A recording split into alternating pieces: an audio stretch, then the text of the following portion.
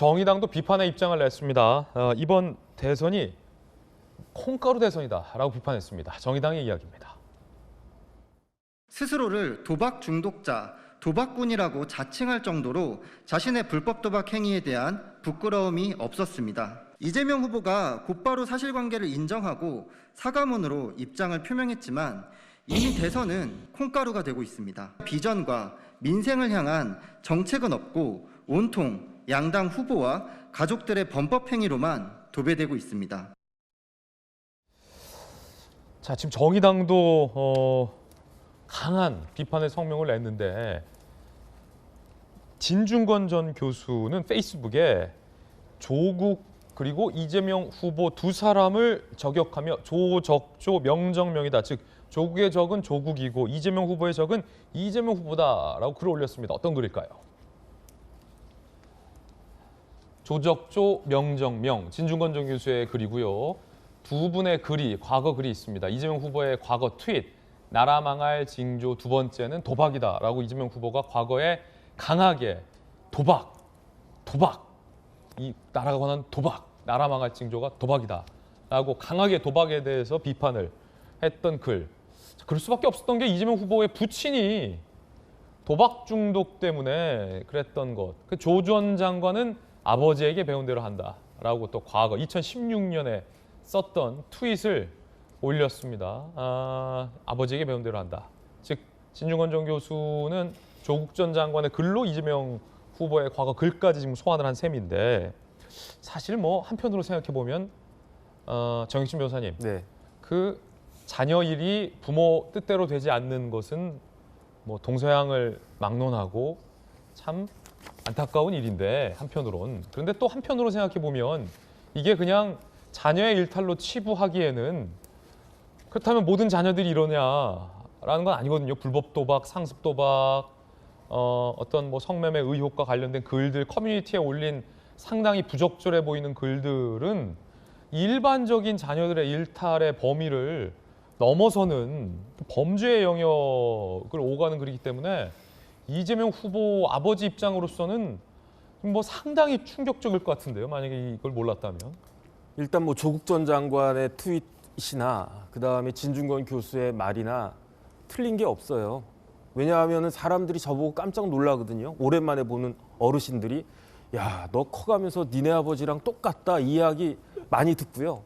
그다음에 사실은 저는 아빠의 무관심이 애들의 그 대학 진학에 아주 도움이 된다라고 하는 신조를 철저히 지키고 있는데, 그런데 가끔 우리 애 하는 짓 보면은 야, 저놈이 진짜 하는 짓이 나랑 왜 이렇게 닮았냐 해가지고 징그럽기도 하고. 그런데 그렇기 때문에 그 아이들은 어른의 앞모습을 보고 자라는 게 아니고 그 뒷모습을 보고 자라는 거 아니겠습니까? 그래서 그런 부분들이 사실은 이재명 후보에게 더더군다나 아주 아픈 구석으로 다가서지 않을까 그런 생각이 들고, 그래서 전 진짜로 이해가 안 되는 게 이재명 후보 아들이 대학도 아주 우리나라 제일 좋은 대학 나오고 그다음에 이제 그 SNS 같은데 그 신문 그 인터넷에 얼굴도 키도 크고 잘생기고 그랬는데 왜 저렇게 행동을 처신을 했을까 참 이상하다라는 생각이 듭니다. 자, 그럼 김영주 의원님, 네. 민주당과 그 이재명 후보 선대위는 앞으로 어떻게 대응을 해야 합니까? 뭐 지금 봐서는 어쨌든 뭐 전체적으로 모든 선대위가 가족 리스크를 다 안고 있죠. 치열하게 검증할 수밖에 없고 다 밝혀낼 수 있는 상황이 되었습니다. 그렇기 때문에 뭘 조금씩 덮는다고 해서 이 문제를 피할 수 있다고 생각하면 안 될 것 같고요. 정확하게 처음에는 많은 사람들이 심리적으로 밝혀지는 부분만 말하자면 그 인정을 하거든요.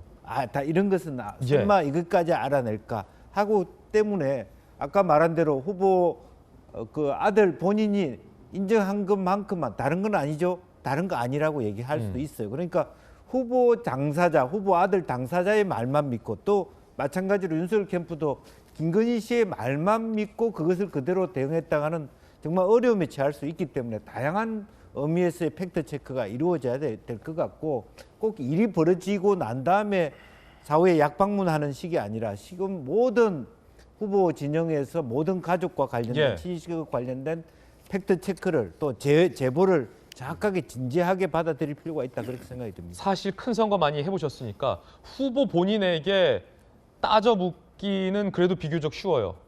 후보님, 아니 과거에 그런 거 있었어 없었어? 앉혀서 위기 대응팀이나 레드팀이 법률팀까지 해서 체근하고 물어볼 수 있어요. 따질 수 있어요.